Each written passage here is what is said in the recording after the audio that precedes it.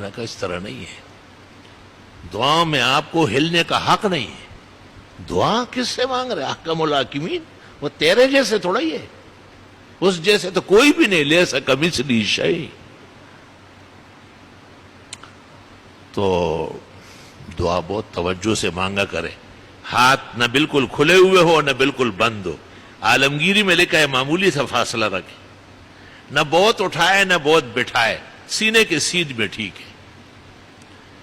اور حدیث میں دعا ایسی مانگو جیسے آپ ہتھیلیوں سے کوئی چیز مانگ رہے ہیں. دعا میں ادھر ادھر دیکھنا، اوپر نیچے سر اٹھانا بد نصیبی ہے، دعا سے محرومی ہے. دعا کو اللہم صلی سے شروع کرنا نبی نے منع کیا ہے، خلاف سنت اور دعا مردود ہونے کی علامت ہے. جس آدمی نے اللہم صلی سے شروع کیا، آپ نے کہا عجلتا، اجلت کر رہے ہو.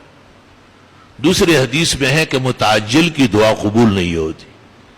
فرمایا اذا دعوت فاحمد ربک، جب بھی دعا مانگو پہلے الحمدللہ پڑھو. ثم صلی علی نبیک، دوسرے درجے میں پیغمبر پر درود بھیجو. ثم صل تو پھر مانگ ملے گا. آپ اندازہ لگائے، یعنی دعاؤں کے آداب بھی بڑے بڑوں کو یاد نہیں. اللہم صلی علی محمد. بابا یہ کیا ہو رہا ہے؟ یہ آپ کی اپنی کوئی شریعت ہے کیا؟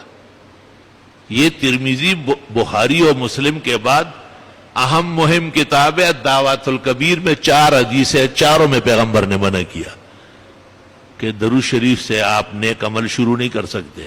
کسی بھی وظیفے کے بارے میں یہ کہنا اول و آخر درود، سری دروغ، غلط، فوش غلط، پیغمبرانہ خلاف ورزی. اول الحمدللہ، سبحان اللہ، التحیات للہ، اللہ اکبر. کوئی بھی کلمہ مدح الہی پر دلالت ہو وہ حکم الحمدللہ میں. شکر کرو کہ مرنے سے پہلے پتہ چلا، ورنہ لحد میں اتر جاتے ہو منکر نکی ڈنڈے سوٹے دکھاتے کہ آج تک تو نے انسانوں والی دعا بھی نہیں مانگی. ترمذی شریف جلد اول جہاں کتاب الصلاۃ پوری ہو رہی، امام ترمذی کہتے ہیں باب الثناء علی اللہ، پہلے اللہ کی حمد و ثنا، ثم الصلاۃ علی النبی، پھر درود، ثم الدعا. اب مانگو جو مانگنا ہو. اللہ تعالی